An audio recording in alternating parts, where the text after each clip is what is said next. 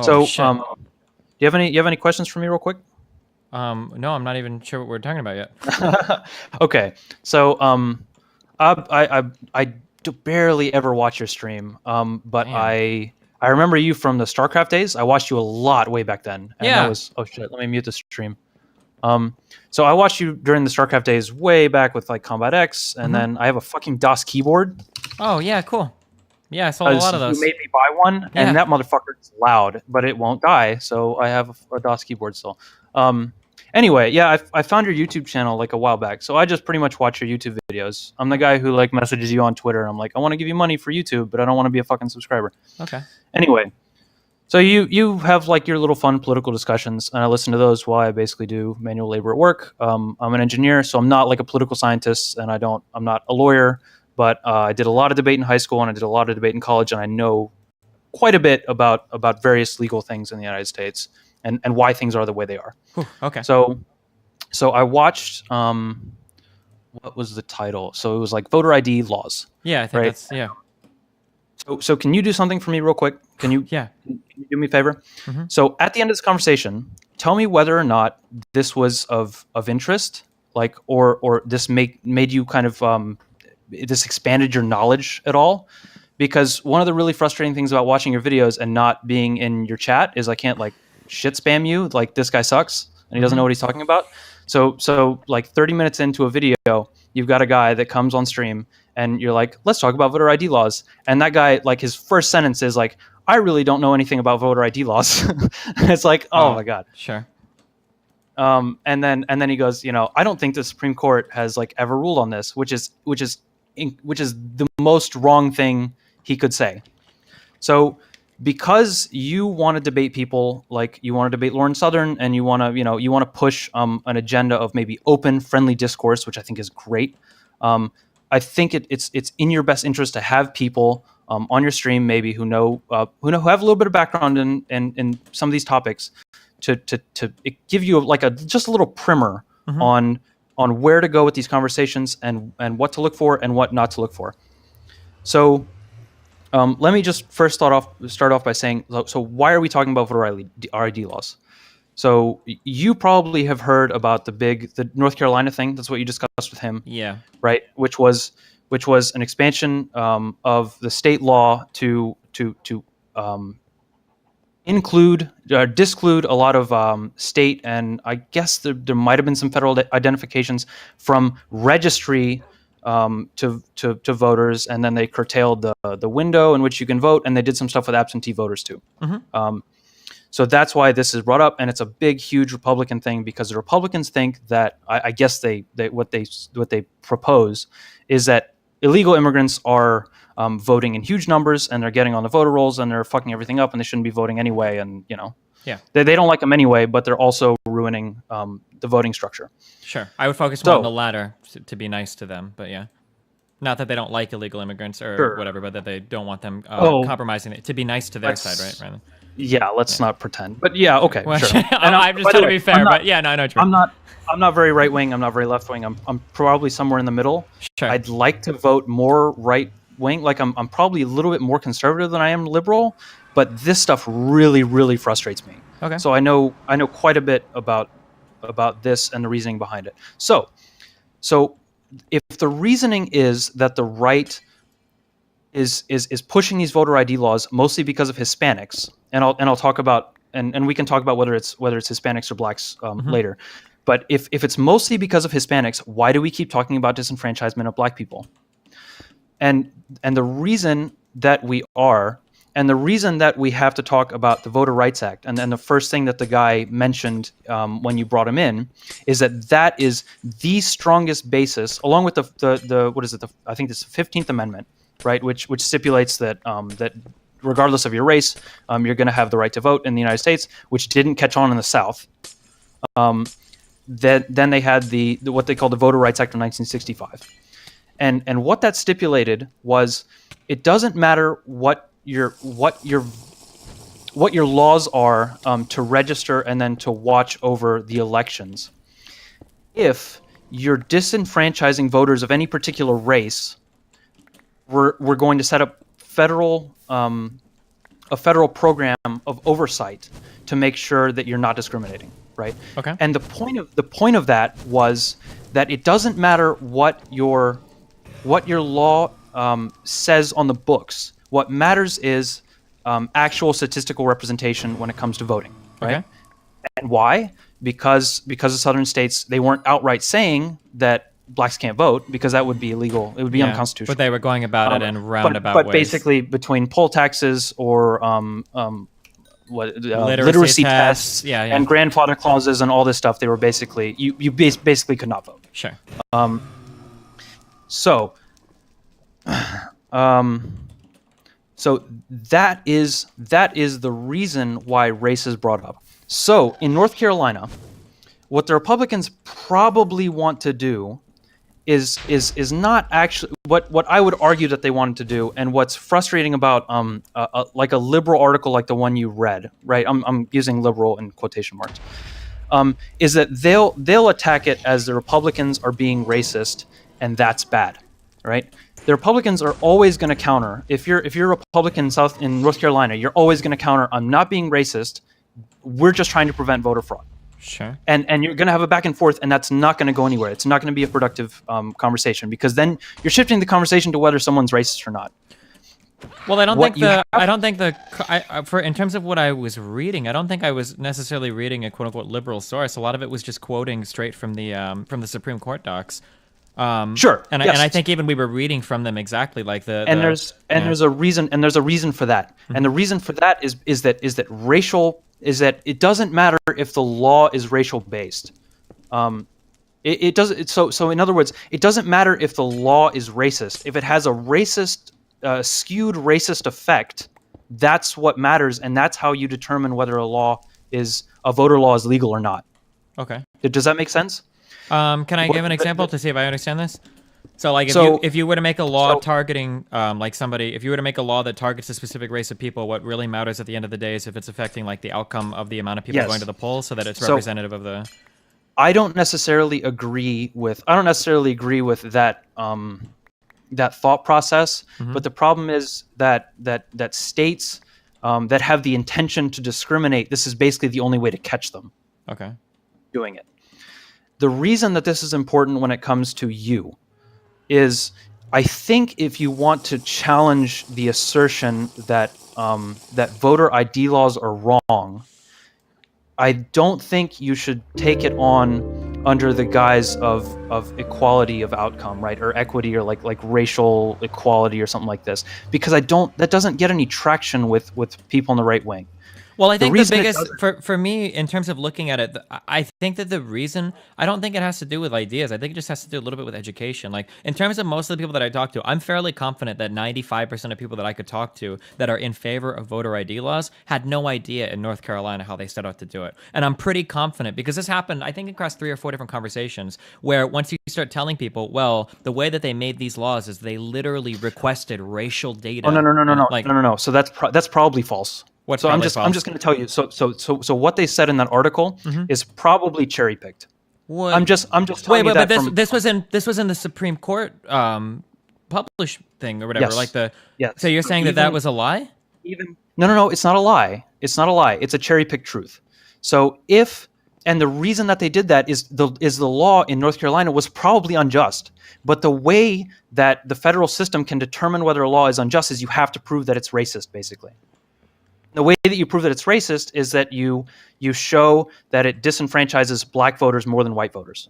It's the system causes you to make an argument that's race-based, even though the purpose of the law may not have been prejudiced.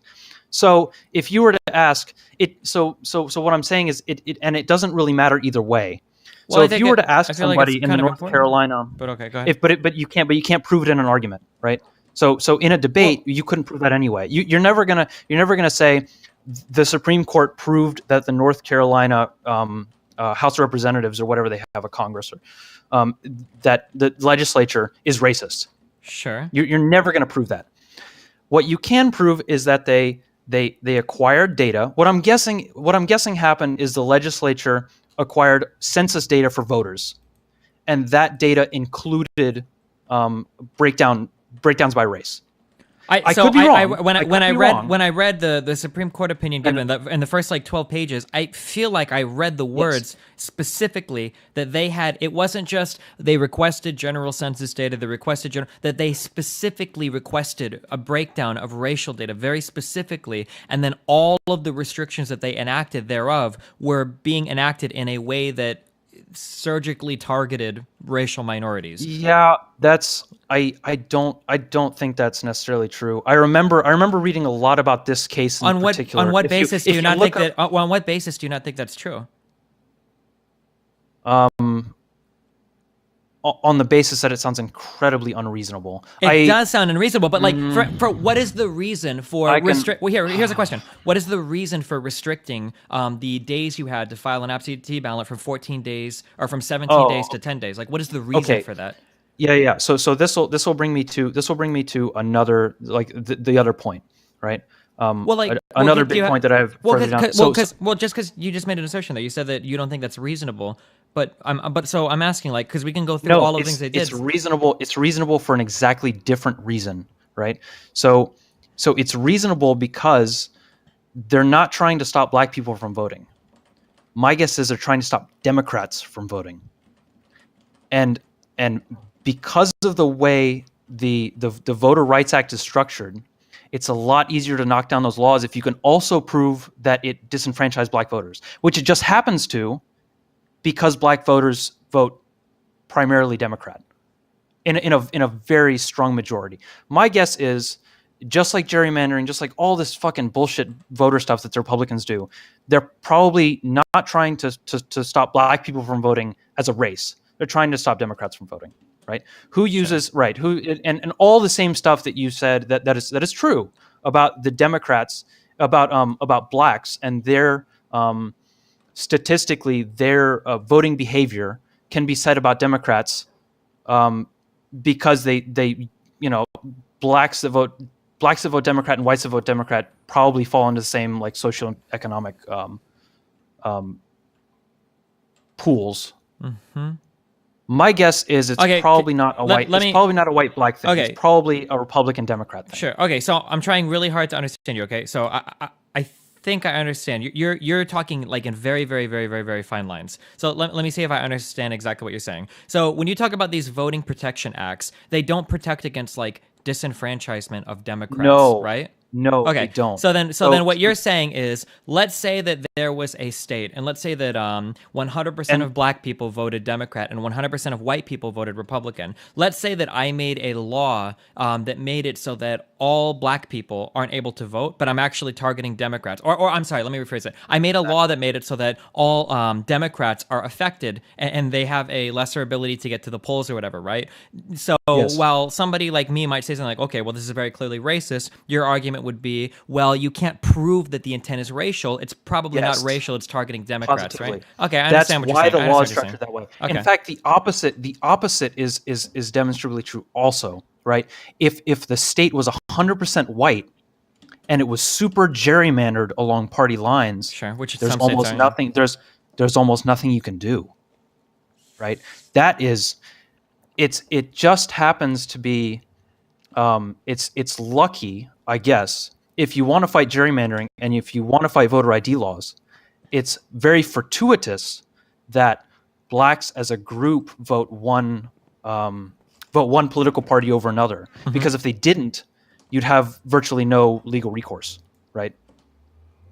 Because the way they're still fighting voter disenfranchisement with ID laws is the Voter Rights Act, whose purpose is to stop racial disenfranchisement. Okay, so I understand what you're saying from, I don't want to say like from a legal perspective, like I have a legal background, but I understand what you're saying from like a kind of a letter of the law legal perspective. But I feel like when I have most of these arguments, it's not usually about like what is the actual letter of the law case here. It's more the intent. And it seems like the intent is pretty clearly... Exactly. So now let's talk about disenfranchisement versus intentionality, right? It is my understanding that, and this is somewhat what do you call it? Not allegorical. Jesus Christ. Anecdotal. The pressure's on. Anecdotal. Okay. This is somewhat anecdotal, but it's my understanding that Wait, can I hold on? I want to Yeah, expand on what's up? what was said earlier because everybody in chat is calling you a fucking retard. Okay, and I understand why they're Oh, what they're wait. saying. Okay, Are they calling me a fucking retard? yeah. So here because it sounds like you're trying to play word games to make it sound not racist. But Oh, no. Listen. I understand what you're saying. Okay, so Yeah. the argument is whether or not something is racially targeted. Proving that something is racially targeted when you're targeting a political party is not something that the I guess the Voting Protection Act is supposed to protect. The voting protection Yes. rights don't No. apply to disenfranchising and the Democrat reason- voters or Republican voters. If you happen to reason disenfranchise is- a lot of black voters, it doesn't mean that you're doing it because you're targeting them, but because you're targeting like Democrats, right? Isn't Yes. it? I think. Okay. So, and the reason that is because the federal government the federal government within like voter law doesn't even recognize the existence of parties. Yeah. Okay, yeah. I want to make sure that my chat understands that because a lot of people think that you're Yeah. trying to play Yes. like word games So to dance around whatever. No. Yeah. And but that you know what they are right in a way, right? So the reason that this comes up, is because Republicans don't want to get called racist. Sure. Right? And they don't want to make it seem like voter ID laws are racist, which I think probably they're not. You don't think the voter ID laws are racist? No. You don't think If the you're in- intention was racially you're- motivated when you look at how they went to make the laws? In North Carolina? Yeah. It very well might be. Sure. I as you know, as a concept, As a concept, now, I don't. Now we're personal So political philosophy. here's an issue that I have that I notice affects a lot of people in general. Is there's a specific term for this. I don't remember what it is, but it describes this line of thinking. It's the same thing when Trump says something like, "I think we should vet people more." Well, what does that mean, right? I mean, it sounds like a good thing. Or like, I think we should have more security at airports. Or I think we need to make this place. They usually call that framing the argument, right? Well, there's a specific term when you reference something, but you don't really use any exact word. There's a fucking name for this, but like, you know what I'm saying? Like when somebody says like, I think we should do something more, and it's like an idea that you can't really disagree with. Like, okay, I think airports should be safer.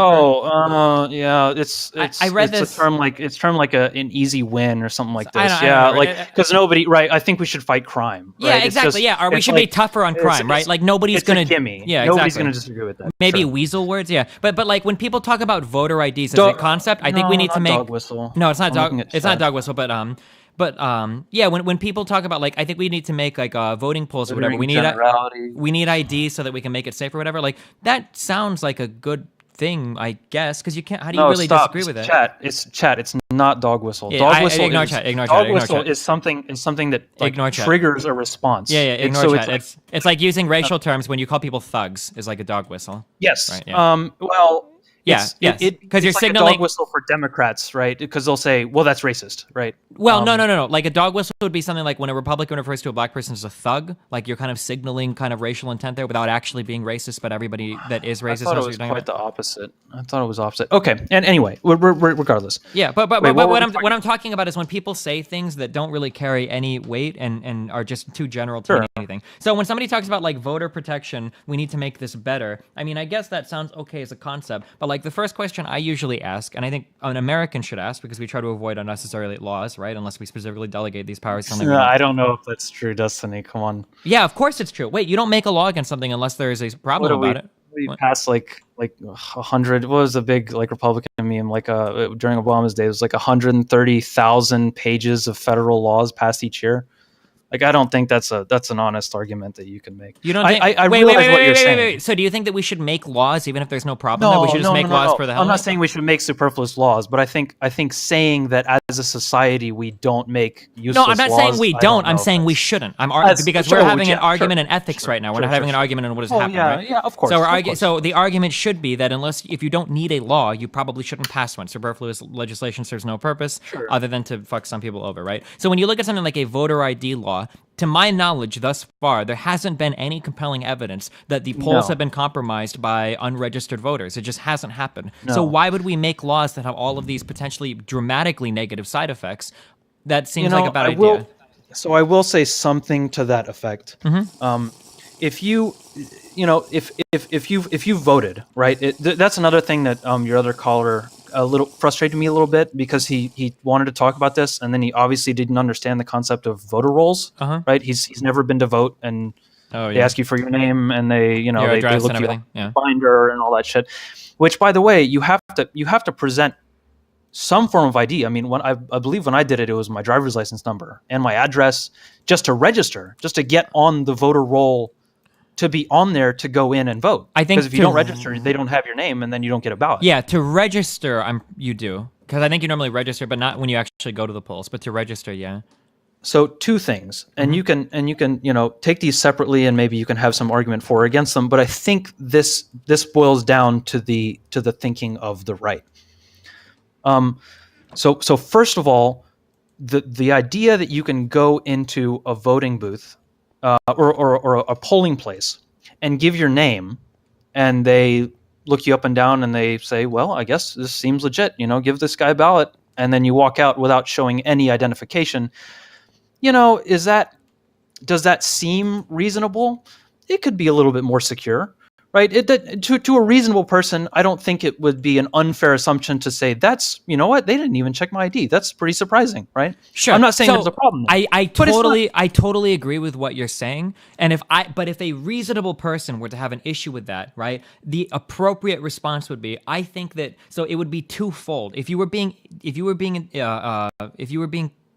righteous, what's the word? The opposite of disingenuous. If you were being sincere, if you were being sincere about this, right? What you would do is you would say, we need to have more.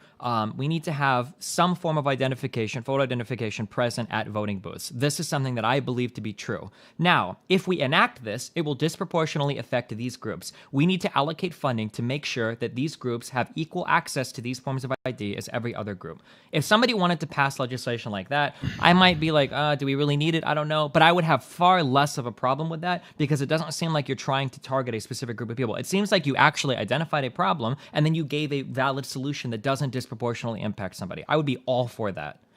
Okay, Destiny. So here's the other reason. And I think this is the dirty secret, right? And this is what I live in Louisiana. Right? Okay. I live in a place that's very red and very old. Oh yeah, I've been there before. And I like this place, but people are honest about their opinions. Oh yeah. Right. The reason people want voter ID laws, I think really and truly, it may not even be racist. But if you have this argument with someone and they say, who are these people that can't get IDs? And you say black people, they're going to say, well, I've got nothing against black people, but surely if somebody can't find the time or doesn't have the wherewithal to obtain an ID, do you really think that person should be voting? And I think really and truly that is the biggest motivation in voter ID laws. If you don't believe, sure, but I mean, for that person to talk to that person though would require you to go back and unravel fundamentally what is our right to vote, yes. who deserves to vote. Yes. Like that's an yes, argument that you would have to go back. But like, if somebody wanted to have that argument, I think that's a good argument to have. But that's not how they frame it. Like if somebody were to say like, if that was the argument, like I don't think that if somebody isn't even able to procure ID, there's no way that this person is up to date enough on issues that are impacting the community and has the ability. That's a legitimate argument. I would disagree, but you could defend that argument, yeah. But that's not how people frame it. People go, well, everyone should be able to get ID and blah, blah, blah. And like, if you don't have ID, you shouldn't be able to vote, blah, blah, blah. But they don't actually list that. Yes. Like maybe you could peel the layers back and find that, but... That's what I want you to do, right? That's the reason that I called you in the first place, right? I think that is the argument in itself. That's the argument you want to be having, and it takes the race baiting out of the equation. If you want to talk about disenfranchisement, let's talk about that. If you want to talk about and I guess intentional disenfranchisement, right? I mean, so George Washington won on buying everybody rum, right? He got everybody drunk. He spent a god awful fortune, right? So when they had Irish and Italian immigrants, everybody was complaining. You get them a beer voucher, you send them to the fucking pub, and then you take them to the polling place, right? And they'd vote for you. And now, so you have one of the big things in North Carolina was, and the reason that they made this a case at all was that they had absentee ballots that appeared to be have a write-in candidate with the same handwriting, which they thought was an obvious case of voter fraud, right? It turns out it was a pack that was going around like old people's homes, and when the old people couldn't write down a name for the write-in ballot, they wrote them in for them. Okay. Were they suggesting or giving them ideas as to who's to vote for? Right? Mm-hmm. Probably. It was a Democratic pack. I'm guessing that they're probably going to try and convince these old people to vote for Democrats. Is that illegal? No, it's not. But do you really want old people who don't even know the names of the write-in candidates to be voting? Maybe that's a conversation we should have. Yeah, no, I totally agree. I think they're interesting conversations about the integrity of voting like that. Yeah, I agree. Like you can make similar arguments for like churches that bus people to the polls and whatnot as well, yes, right? Like, yeah, precisely. Sure. Right. This is like the entire point of my stream, right? Is that these arguments I think are fruitful because these arguments actually get us somewhere rather than nobody actually stating what they mean or nobody stating what they want. For like not to open this whole bag of worms, whether or not you agree or disagree with it, I think that, for instance, like I think that Brexit had a large part. I won't say all, but I think it had a large part to play in immigration. But a lot of people won't bring that up. A lot of people will say like, they bring up like 15 other arguments. They bring up economic. They bring up blah, blah, blah, blah, blah. But they don't really know anything about all that. And then usually those arguments will boil down to like a culture immigration thing. Those might have been some of the first videos of yours that I ever got back into watching. Sure. So I comment on YouTube probably too much. I work, I do some fairly menial tasks. I sit on AutoCAD for hours at a time, right? So I'll have a YouTube video going in the background, and I'll write these fucking long ass YouTube comments. Sure. Like I think you said in one video that like you read all the YouTube comments. If you've wrote a long one before, I've probably read it, unless it's one where you just call me retarded and you don't source or cite anything. I usually ignore all of those. I usually don't write a bunch of sources, but I think I come across fairly reasonably. Sure. I was going to talk to you. I think one of the first messages I ever sent you on Twitter, which I stopped using Twitter because I trolled too much and just like meme too hard, was about Brexit. And I was like, dude, fucking like call any European and ask them why like people are frustrated about immigrants, why they're frustrated about basically immigrants, the EU, right? Oh, yeah, that's pretty painful. But that argument, that's not illegitimate. I would disagree with it, but you can defend that. I want to protect my culture. So I don't want as many immigrants. That's really blah, blah, blah. frustrating. But it's frustrating when you get into an argument and they put forth like 15 issues, and then you peel back all of them. Lauren Southern does that, right? Yeah. Lauren Southern does that all the time. Yes. So she'll mention economics like tersely. And that was all of our. She'll use it as like a major point until you force it down her throat, and she goes, "Oh well, that's hardly an issue. It's all culture." And that's what she said. Like that was the major part that I had prepared about because when you talk about economics, these are fact-based, hardcore. I have studies. I've got economists. Yes. This is what I prepare for. Yes. And then when I brought that up, and then she started to get backed into a corner, hardcore in that debate. She said, "Well, Stephen, this was only like 3 pages in that chapter." Like the fuck, you wrote that the whole economy had been destroyed by immigrants, and now you're not even going to defend that assertion because it was only 3 pages. Yeah, and so it came, and then she was like, "I wanted to focus on the culture thing, right?" Well, like, why not start with that? Like, just make that your whole argument. Yeah, right.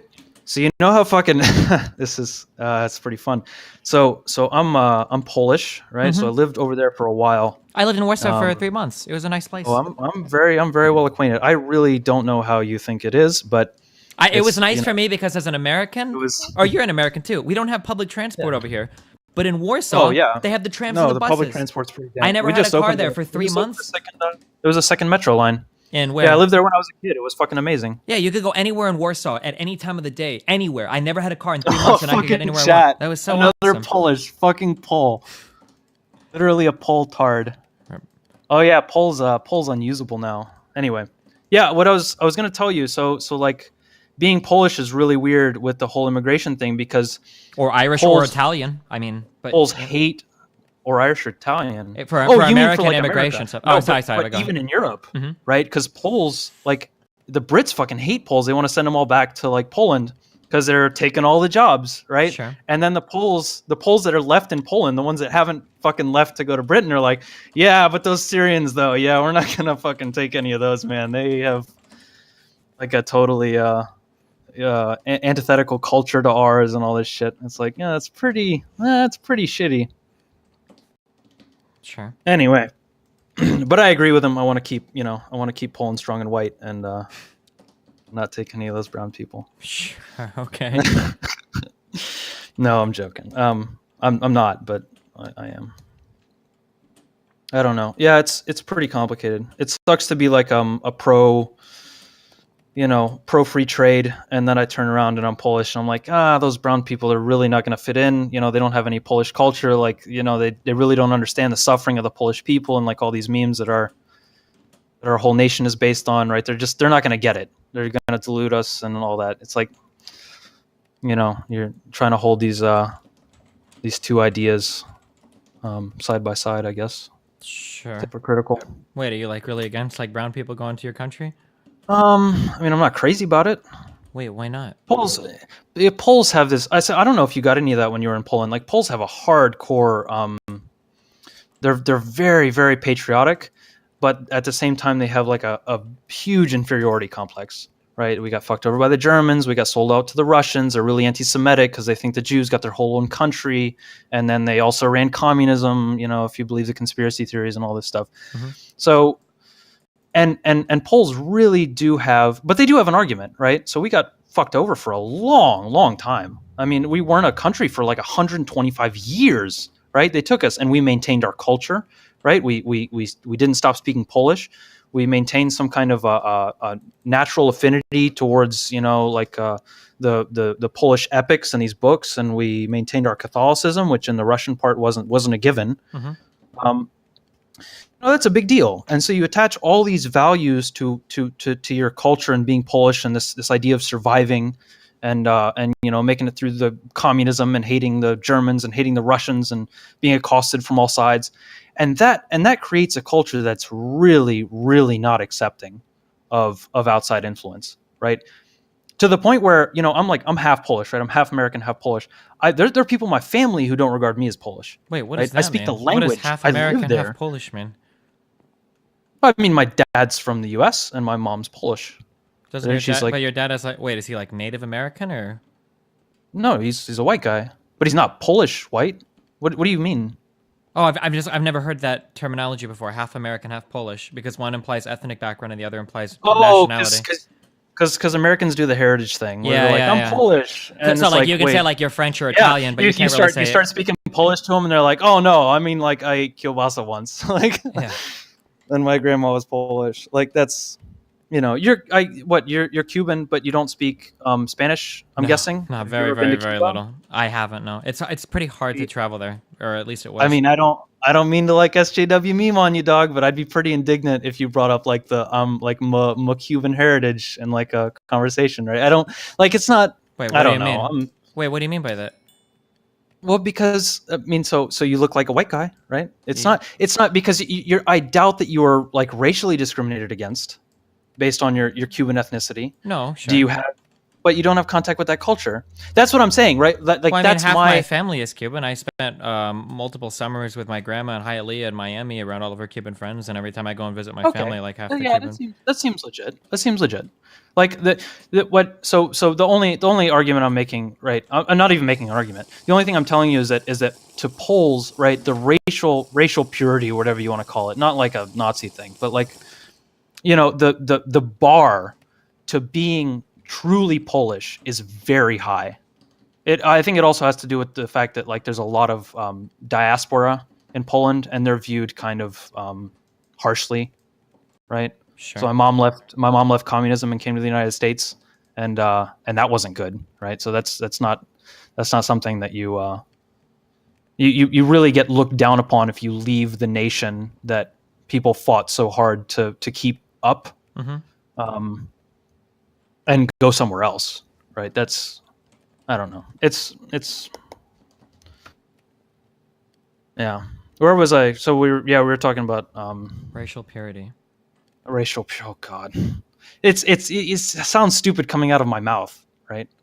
Well, yeah. So chat's like, what's this guy's point? I mean, it is. No, it is racist. It is racist, gotcha. Right? So I don't. It's hard to hold. It's hard to hold those two things in check. Right, but that is so what I was talking about before is when you made all the Brexit videos. Mm-hmm. One of my frustrations was I don't think you understood the reason why people were so against immigration right? That there was a cultural aspect to that as well. Sure. No, I understand that. I just wish people would argue that they would frame the argument honestly Oh, around so that. do I. Yeah. Because it's so much harder to have that conversation, I think, than just to say like they're criminals, right? You don't want them because they're criminals. Yeah, but when you It's frame much- it that way, you just it's- set yourself up to lose, right? Not necessarily. Well, unless Do you your ha- country's full are of you- racists, unless your country's full of like xenophobic like racists, Are and they're you? not Do going you to have find like out. this just then to do you have like a girlfriend or a fiance or anything? Yeah, I have a live-in girlfriend. Have you ever had like a fight where something was bothering you about her, but you didn't really want to say it, so you bring up like an irrelevant thing, like why don't you want to go to my parents? And you're like, oh, I'm tired or I'm sick or whatever, and then she's like, well, you're not really tired, you're not, and you go back until you finally get to like the reason, and you like waste all that time getting there, right? And it never really works, and it makes it look like your argument is like super weak. Instead of just saying like I don't want to go there because I don't like them, you make a bunch of bullshit reasons first. I've literally ruined relationships not doing that. Okay. Right. I think there's a lot to be said about the kindness of the lie, right? And letting up on both sides. I think I'm your age. I think I'm 27. Okay. Right? I got you. I'm 28, dude. Oh damn. So I've been through a couple relationships, and I think there's something to be said about honesty, and I think there's something to be said about quiet humility, right? The ability to allow things to pass off. What do you call that? I understand what you're wash off saying, your but back, I think this only applies to like, does this dress make me look fat? Like questions like that, not to questions like, how do you want your national policy to go? Like I don't. Oh yeah, no, that has nothing to do with it. Is that what you're? Is that what? So are you making Yeah, no, I'm sorry. That was the comparison I'm drawing to because I think it makes your argument look bad when you list a bunch of bullshit reasons and then they get peeled back one by one until you finally. Oh, it settle on does. this. Yeah. No, it absolutely does. That's my. I think what you do with like a political stream, or political memeing, right? It's not high level political discourse. I'm not, unless you have so we were just talking to a guy. You have some experts in your chat who are very well spoken and really know what they're talking about, right? And those are pretty interesting discussions, and I think there's a lot of actual knowledge to be gained from watching those. Some of them are not, and I wish they were more so. But I think a lot of where you stand to gain as far as you making arguments to people is framing the discussion in the right way that brings about what you would call like the true discussion, right? So once you cut through all the nonsense, all the chatter, and all the easy arguments that are easy to knock down, probably on both sides in a lot of these issues, then you can have that really good kernel discussion that's at the core, right? That discussion being, should some people be prevented from voting by some small should there be impediments to voting that are very small? Should there be impediments to voting at all? Right? What's the nature of disenfranchisement? If for Lauren Southern, right? What trumps? What should our immigration policy be, and what are our values with regard to economic gains versus cultural losses? Sure. I think those are interesting conversations to have, and I think it takes a lot of pre-thought and how would I say this? It takes a lot of analysis of your fundamental beliefs, like your fundamental underlying, like what is democracy, who should be allowed to vote, right? Like these kinds of questions that people don't necessarily think of a lot. And I think as it, with regards to you, especially if you're going to do more discussions with like Lauren Southern and I get pundits, it's going to take a lot of, I guess, not jurisdiction. What would you call that?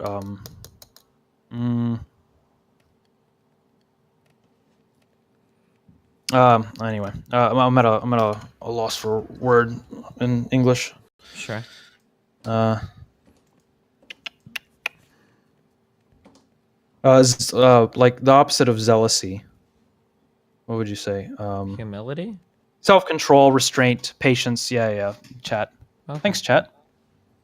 Duckers. All right. Well, hey, I had fun with the conversation. I'm glad you came. All right, man. Yeah, I remember. Intentionality versus disenfranchisement, right? Gotcha. Don't make it about race. Race doesn't matter anyway. Well, It's not part of the discussion you're going to win with crazy ass pundits on the right. well, maybe, but at least I could get them if I can convince them to have that discussion. At least we've moved one step closer to having a real discussion. All right, man. Cool deal. But hey, I appreciate the convo. Okay. Yep. Fun to talk to you, man. Yep. I'll see you later. Peace out. Bye.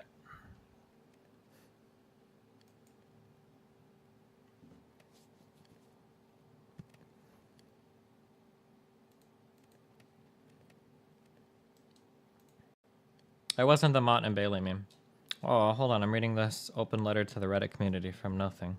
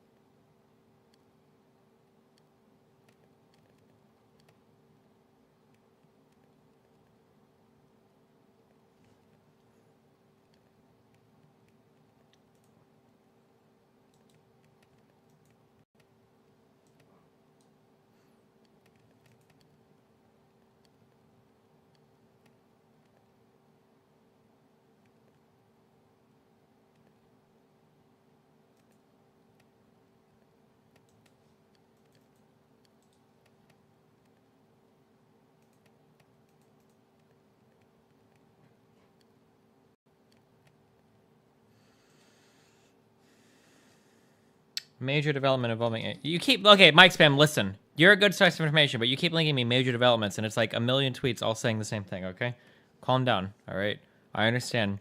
Yates is the only person who could sign the surveillance warrants, so this is not a major development. Whoa, calm down. Every development can't be a major development. Okay.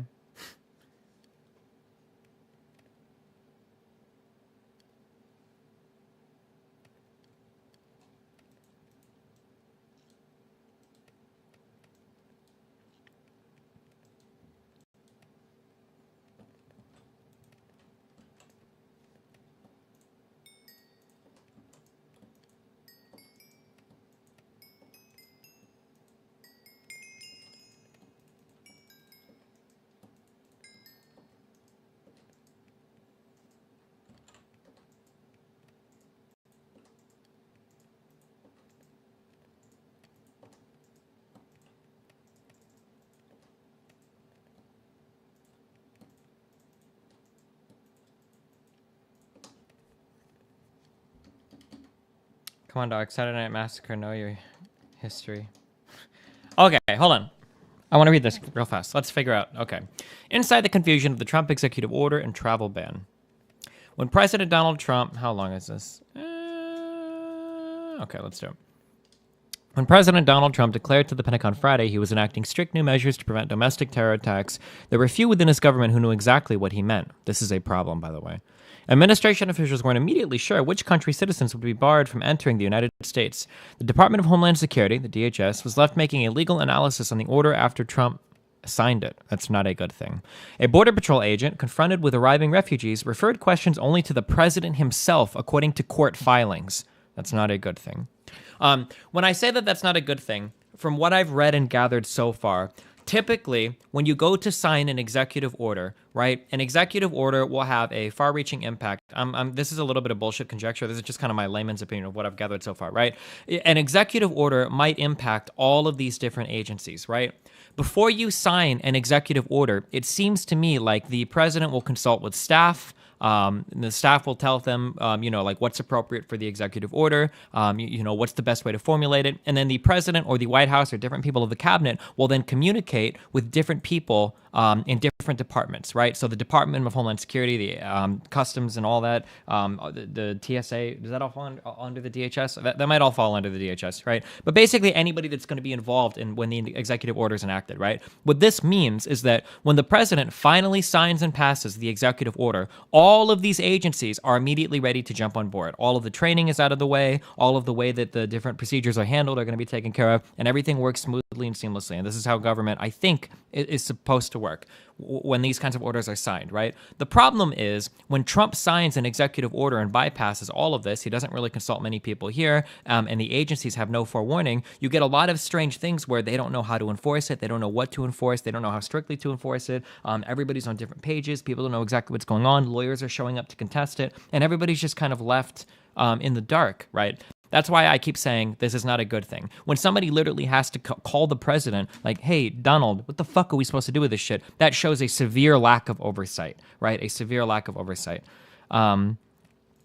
Saturday night, a federal judge granted an emergency stay for citizens of the affected countries who had already arrived in the U.S. and those who are in transit and holding valid visas, ruling that they can legally enter the United States. Trump's unilateral, this is bad, right, sole, only person, Trump's unilateral move, which have drawn the ire of human rights groups and prompted protests at U.S. airports, reflect the president's desire to quickly make good on his campaign promises. But they also encapsulate the pitfalls of an administration largely operated by officials with scant federal experience. It wasn't until Friday, the day Trump signed the order banning travel from 7 Muslim-majority countries for 90 days and suspending all refugee admission for 120 days, the career Homeland Security staff were allowed to see the final details of the order, a person familiar with the matter said. The result was widespread confusion across the country on Saturday as airports struggled to adjust to the new directives. In New York, 2 Iraqi internationals sued the federal government after they were detained at John F. Kennedy Airport, and 10 others were detained as well. In Philadelphia, a Syrian family of 6 who had a visa through a family connection in the U.S. was placed on a return flight to Doha, Qatar, and Department of Homeland Security officials said others who were in the air would be detained upon arrival and put back on a plane to their home country. Asked during a photo opportunity in the Oval Office Saturday afternoon about the rollout, Trump said his government was totally prepared. This was a bald-faced lie. This was not a misunderstanding. This was not an alternate fact. This was not Trump's interpretation of things. This right here, this statement where Trump, hold on, we can find the exact thing. What do you think about the Federal Reserve being called the greatest robbery of the American people? Fuck. What's the video where Trump said it exactly? When he said everything is as planned, everything is expected. Does anybody have a link to the? Oh fuck. Oh, wait, this is the article. Wait.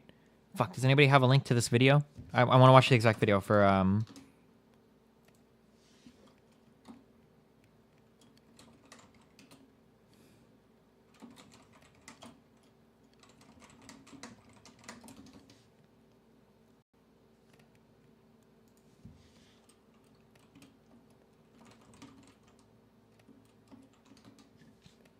Does somebody have a link to Trump saying that everything is moving along as expected?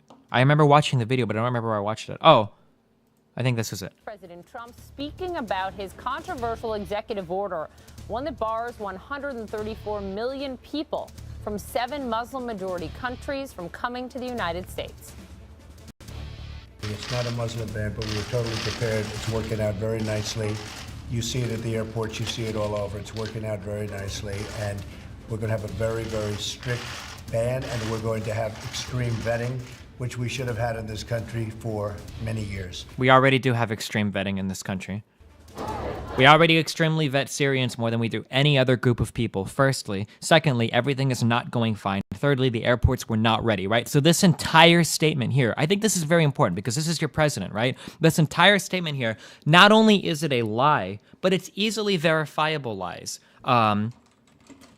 If you're ever curious, you can Google the vetting process for Syrians, right? If you want to know what it takes to get into the United States as a Syrian refugee, you can go and you can read you can watch John Oliver's funny video on it. You can go and read all the different ways, right? The process takes up to 24 months. I can pull you up a ton of articles. The process begins with a referral from the UNHCR. The UN's referral agency is responsible for registering some 15 million asylum seekers.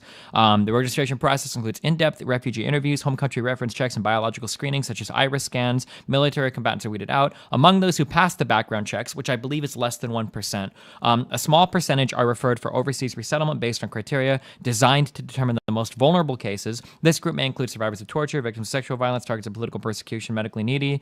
Once they're referred to the U.S., our government performs its own intensive screening, a process that includes consultations from 9 different government agencies. They meet weekly to review a refugee's case file and, if appropriate, determine where in the U.S. the individual should be placed. It's an insane.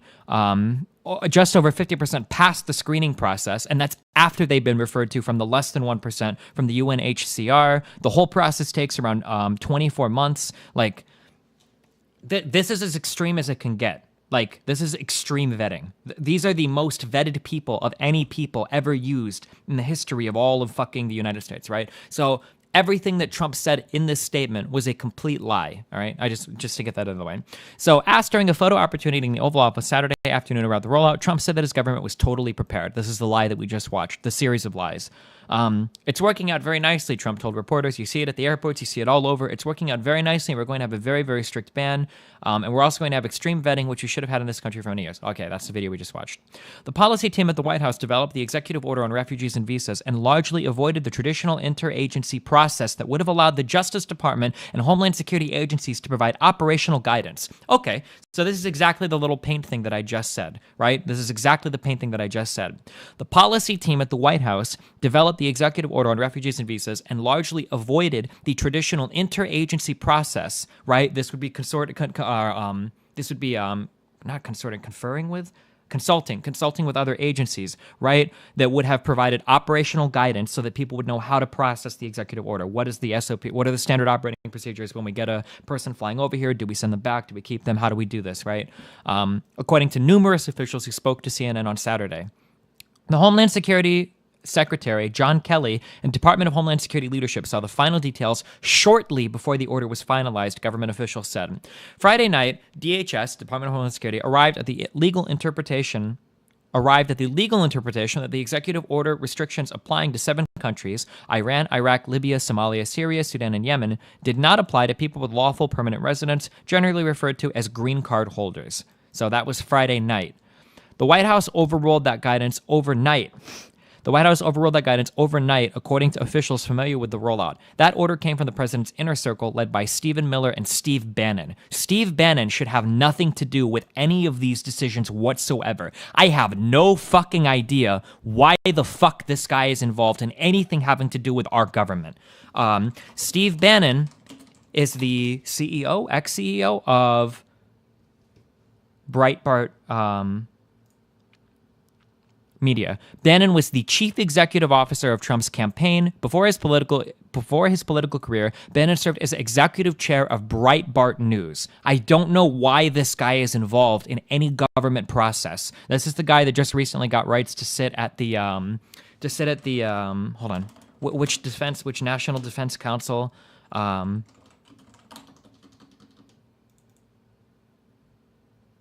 the National Security Council shakeup, where Steve Bannon gets a seat here. I don't know why. It doesn't make any sense. I have no idea. It doesn't make any sense.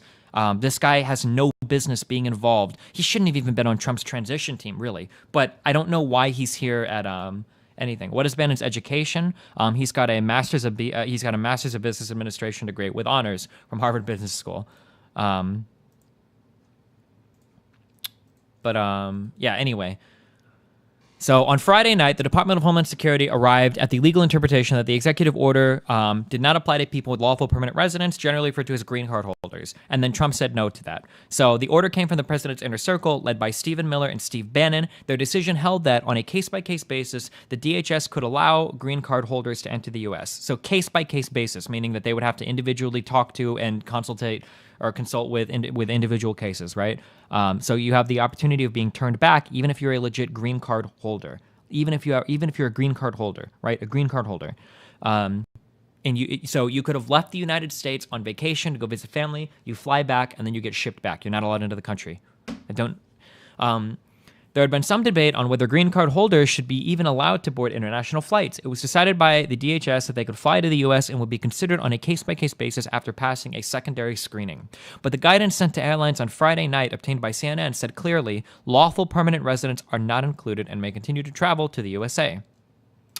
As of Saturday afternoon, Customs and Border Protection continued to issue the same guidance to airlines as it did Friday, telling airlines that fly to the U.S. that green card holders can board planes to the U.S., but they may get extra scrutiny on arrival, according to an airline official. Before the president issued the order, the White House did not seek the legal guidance of the Office of Legal Counsel, the Justice Department office that interprets the law for the executive branch, according to a source familiar with the process. This is why now you're seeing the Attorney General coming out and saying that they are not going to defend the acting Attorney General. This means the one that was nominated by Obama, or the one that was in there by Obama. Sally Yates is saying that they are not going to defend this executive order. Right now, what that actually means, I'm not sure. Does that mean that if it goes to the courts, they just instantly concede the case? You plead guilty. I don't know how that works in the courts. But the Attorney General is not going to defend this travel ban. And I think the state of Washington has already said that they're going to take this to court. This is not good. You cannot be, as the president, you cannot have the people interpreting your law on a different page than you. Why wouldn't they communicate with the DOJ? This is the EO we want to sign. We need to be on the same page so that we can defend this and push this out cohesively. It's ridiculous. So, and a side note, on an awkward thing for Trump, Sally Yates, the Attorney General at the DOJ, is the only person that's authorized to sign foreign surveillance warrants. So Yates has a little bit of of leverage on Trump there as well, because they can't just get rid of Yates without because the current cabinet picks are being held up. They haven't been nominated yet. His new guy isn't in there yet, Jeff Sessions. So it's a kind of an awkward spot for the Trump administration to be there. Destiny, the president has ultimate say on border control, legally speaking. Well, unless it gets challenged by the Supreme Court and thrown out, and enough people in Congress turn around, I imagine. But before the president issued the order, the White House did not seek the legal guidance of the Office of Legal Counsel, the Justice Department office that interprets the law for the executive branch, according to a source made of the process. White House officials disputed that Sunday morning, saying that the OLC signed off, an agency review was performed. What is this? This is 8 minutes. In modern memory. So we don't need to listen to this. A source said the creation of the executive order did not follow the standard agency review process that's typically overseen by the National Security Council. Separately, a person familiar with the matter said career officials in charge of enforcing the executive order were not fully briefed on the specifics until Friday. The officials were caught off guard by some of the specifics and raised questions about how to handle the new ban of passengers on U.S.-bound planes. Regarding the green card holders and some of the confusion about whether they were impacted, the person familiar with the matter said if career officials had known more about the executive order earlier, some of the confusion could have been avoided and a better plan could be in place. This goes back to the paint picture that I drew about consulting with your agency so that everybody's on board with an EO that you launch. Administration officials also defended the process Saturday. They said that the people who needed to be briefed ahead of time on the plane were briefed, and that people at the State Department and DHS who were involved in the process were able to make decisions about who to talk to and inform on this. I think that this is another bold-faced lie. The reason why I think this was a lie is because it wasn't until later on Saturday that the Department of Homeland Security actually published that they were going to comply with Trump's orders. And this wasn't published until last night, I believe. It was late in the day that they published this. Why wouldn't this be published immediately? Why do you even need to publish this at all? Saying that we are going, by the way, just letting you guys know, we're following what the president said. I disagree. It doesn't seem to me that the DHS was formally briefed on this, or that they knew the full impact of everything that was being spoken about. That seems to me. Bannon and Miller were running point on this order and giving directives regarding green cards, according to a Republican close to the White House. But even after the Friday afternoon announcement, administration officials at the White House took several hours to produce text of the action until several hours after it was signed. Advisor Kellyanne Conway even said at one point it was not going to be released before eventually it did get sent out. Oh, Kellyanne Conway said at one point it was not going to be released before eventually it did get sent out. Administration officials also seemed unsure at first who was covered in the action, and a list of impacted countries was only produced later on Friday night, hours after the president signed the document at the Pentagon. Anyway, everything about this screams of like dictator, fascist, whatever you want to call it, whatever negative word you want to call it, is probably going to fit. This isn't how the president is supposed to work. People keep comparing this with things like Obama's travel ban. If somebody compares this to Obama's ban, like that Stefan Molyneux, you can safely ignore everything they have to say on politics. When I use a phrase like this, you can safely ignore everything they have to say. When I say things like that, because I've said that quite a few times over the past couple of days, what I mean by that is the person that you're talking to is too concerned with trying to push a political agenda than they are with trying to get the facts right. These people are a cancer on political discourse that need to be I don't want to say eradicated like murdered, but their thought needs to be purged from the public discourse. These are people that don't deserve to contribute to the national dialect. They don't have the intellectual